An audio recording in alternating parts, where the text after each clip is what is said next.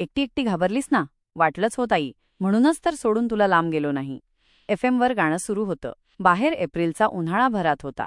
तरी एसीच्या हवेत उकाडा नीलमपर्यंत पोहोचत नव्हता.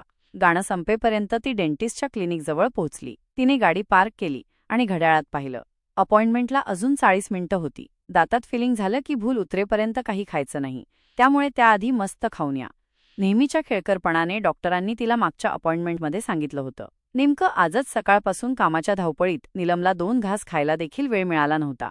ती गाडीतून उतरली आणि आजूबाजूला बघितलं. समोर एक रेस्टॉरंट होतं. तिने मोबाईल काढून रेस्टॉरंटचे रिव्ह्यूज चेक केले.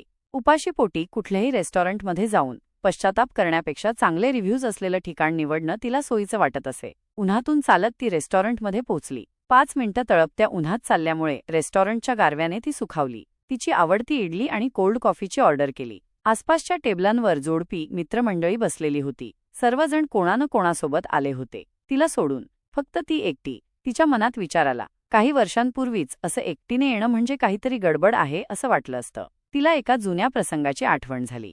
ही मुलगी एकटीच जेवायला आलीये रेस्टॉरंटमध्ये? मला तर असं एकटं येण्याची कल्पना करणंही अशक्य आहे. एकट्याने यायचं तर सोडाच. त्याच्यासोबत रेस्टॉरंटमध्ये जेवायला आल्यावर नीलम असं काहीसं बोलली होती. आणि आज काही वर्षांनी तिला एकटीला जेवायला यायला अजिबात विचित्र वाटत नव्हतं. आपल्यासोबत असणारा माणूस नेहमी सोबत असेलच याची खात्री देता येत नाही. याची जाणीव तिला गेल्या वर्षांनी दिली होती. कोणी सोबत असलं नसलं तरी स्वतःसोबत राहणं खूप महत्वाचं आहे हे तिला समजलं होतं. पलीकडच्या टेबलाकडे नजर गेली तेव्हा 70च्या आसपासच्या एक आजीबाई दिसल्या एकटीनेच जेवताना. त्यांच्या टेबलावर एक उघडलेलं पुस्तक होतं आणि त्या पुस्तकाच्या पानांमध्ये त्या हरवून गेल्या होत्या. त्यांच्या हालचालीत कुठलीच घाई गडबड नव्हती. ती शांतता त्यांच्या चेहऱ्यावर देखील झळकत होती. नीलमची नजर तिकडे रेंगाळली. आजीचं लक्ष तिच्याकडे गेल्यावर त्यांनी तिच्याकडे पाहून हलकसं स्मित केलं. नीलमचं मन तिला विचारत होतं, एकटी एकटी घाबरलीस ना? तिने ठामपणाने नाही सांगितलं. तिच्या मनातून आवाज उमटला, म्हणूनच तर सोडून तुला लांब गेले नाही. डेंटिस्टकडे जायची वेळ झाली.